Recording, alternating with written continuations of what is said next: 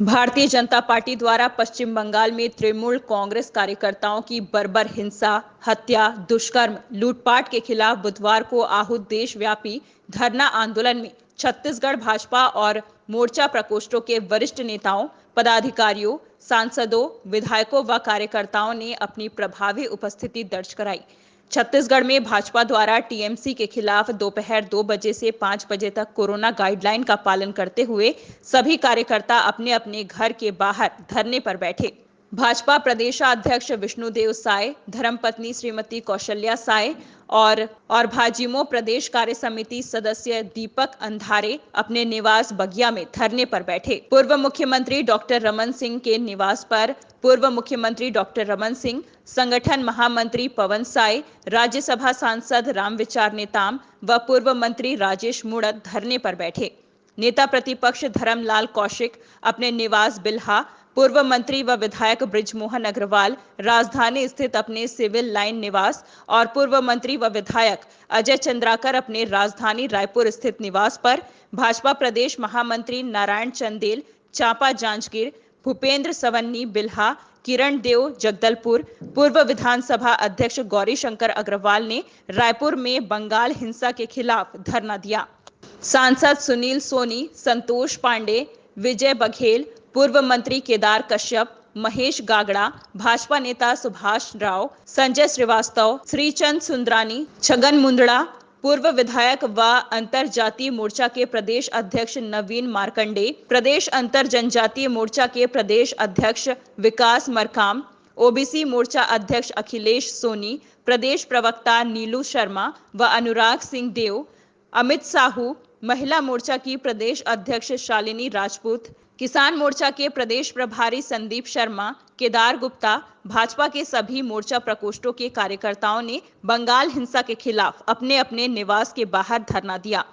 भाजपा राष्ट्रीय उपाध्यक्ष व पूर्व मुख्यमंत्री डॉक्टर रमन सिंह ने कहा कि जिस प्रकार पश्चिम बंगाल में हिंसा का तांडव पूरे देश ने देखा, प्रजातंत्र के इतिहास का सबसे कलंकित करने वाला अध्याय और यह दिन रहा है। चुनाव नतीजे आने के बाद से पश्चिम बंगाल में जैसी हिंसा हुई, वैसी हिंसा देश के इतिहास में किसी सरकार के चुने जाने के बाद नहीं हुई। महिलाओं को घसीटकर घर से बाहर निकाला जा रहा है, उनके साथ दुष्कर्म जैसी शर्मनाक वारदातों को अंजाम दिया जा रहा है, युवाओं की पीट पीट कर हत्या की जा रही है, गरीब भाजपा कार्यकर्ताओं के घरों और झोपड़ियों को तोड़कर नष्ट किया जा रहा है। हिंसा के विरोध में इस धरना आंदोलन का उद्देश्य यही है कि सबसे पहले पश्चिम बंगाल में हिंसा का दौर समाप्त हो, इस हिंसा में संलिप्त लोगों के खिलाफ हत्या की धाराओं में अपराध दर्ज हो और तृणमूल कांग्रेस के गुंडों को तत्काल गिरफ्तार किया जाए। डॉक्टर सिंह अपने धरने में लोकतंत्र में राजनीतिक हिंसा की ये कैसी आजादी है? भारतीय जनता पार्टी के कार्यकर्ताओं का राष्ट्रव्यापी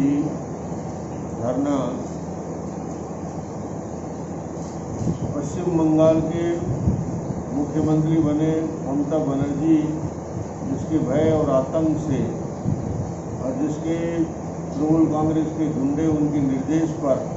जिस प्रकार आतंक का राज कर रहे हैं, जिस प्रकार आगजनी, लूट, हत्या लगातार भारतीय जनता पार्टी कार्यकर्ताओं की हो रहा है, कानून की स्थिति पूरी तरह से बिगड़ चुकी है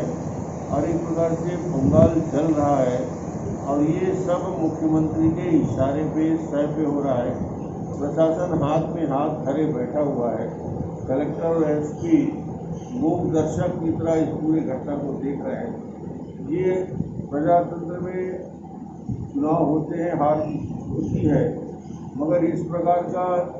विकृत स्वरूप आज तक हिंदुस्तान में देखने को नहीं मिला जो डेमोक्रेसी का ये स्वरूप दिख रहा है और जिस प्रकार हिंसा हो रही है। हम सब भारतीय जनता पार्टी के पूरे देश भर के कार्यकर्ता ये बताने के लिए बैठे हैं कि हम सब वेस्ट बंगाल के कार्यकर्ताओं के साथ हैं, पूरा देश उनके साथ खड़ा है और ममता बनर्जी से एक विषय को लेकर हम आग्रह भी और मांग भी करते हैं कि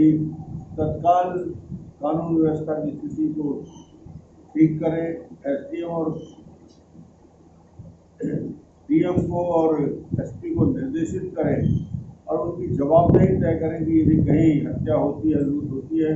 उसके लिए उनकी जवाबदारी होगी, उन पर कार्रवाई होगी। और एक प्रकार से जो आज पूरे वेस्ट बंगाल में जो तांडा हो रहा है हिंसा का, उसको तत्काल रोक करे और अपराधियों के खिलाफ FIR दर्ज करके हत्या का आरोप उनके खिलाफ लगाते हुए मामला दर्ज करें। सभी कार्यकर्ताओं को इससे निश्चित रूप से जो भय आतंक है उससे निजात मिलेगा और इन्हीं मुद्दों को लेकर ताकि ये संदेश पूरे देश में। सरकार को कोविड के इलाज से भी कोई मतलब नहीं है, कोई बैठकर डेली समीक्षा करने वाला कोई नहीं है। जिला स्तर में मैं देख रहा हूँ कि मॉनिटरिंग के लिए मैंने पहले दिन से कहा है कि विभाग के अलग अलग सचिव हैं, सीनियर अफसर हैं, एक एक जिले की जवाबदारी है दी गई सीनियर सेक्रेटरीज को। वो जिले के लिए डेली के डेली मॉनिटरिंग कलेक्टर के साथ करेंगे, वहाँ के हेल्थ के अधिकारियों से करेंगे। मॉनिटरिंग का कोई सिस्टम ही नहीं है पूरे प्रदेश में, न मुख्यमंत्री न स्वास्थ्य मंत्री, स्वास्थ्य सचिव छुट्टी में चली गई है। तो प्रभार आज ऐसे समय में प्रभार में यदि हेल्थ डिपार्टमेंट जा रहा है, ये तो छत्तीसगढ़ का दुर्भाग्य है। जब इतनी मौतें हो रही हैं, दवाई की अव्यवस्था है और वैक्सीनेशन पूरी तरीके से चरमरा गया है, इस समय ये पूरे छत्तीसगढ़ का हेल्थ सिस्टम जिसका कोई देखने वाला नहीं है और जनता इसीलिए आज पूरे छत्तीसगढ़ में त्राही त्राही कर रही है। बंगाल चुनाव परिणाम के बाद जिस तरीके से लोकतंत्र की हत्या की जा रही है, मुझे ऐसा लगता है कि पश्चिम बंगाल के अंदर में टीएमसी के कार्यकर्ताओं के द्वारा जिस तरीके से आगजनी की जा रही है, जिस तरीके से बलात्कार की घटनाएं सामने आ रही है और यहाँ तक कि भारतीय जनता पार्टी के कार्यालयों में आग लगाई जा रही है और बीजेपी के कार्यकर्ताओं की हत्याएं की जा रही है, मुझे लगता है कि आज लोकतंत्र शर्मसार हो गया है टीएमसी के रुख से, टीएमसी के रवैया से। एक तरफ चुनाव होता है, चुनाव परिणाम आता है, टीएमसी वहाँ पे चुनाव जीतती है, सरकार बनाने की स्थिति में खड़ी होती है, लेकिन जिस लोकतंत्र के सहारे और जिस जनादेश के सहारे वो सरकार वहाँ पर बनाई है, उन तमाम लोकतंत्र और जनादेश के मर्यादाओं को उन्होंने तार तार करके रख दिया है और शर्मसार करके रखा है। मुझे ऐसा लगता है कि जिस तरीके से टीएमसी के गुंडों के द्वारा जिस तरीके से बीजेपी के कार्यकर्ताओं पर हमला किया जा रहा है, जनता और बंगाल की जनता भी उसको बहुत करीब और सूक्ष्म निगाहों से देख रही है। आने वाला समय इनके लिए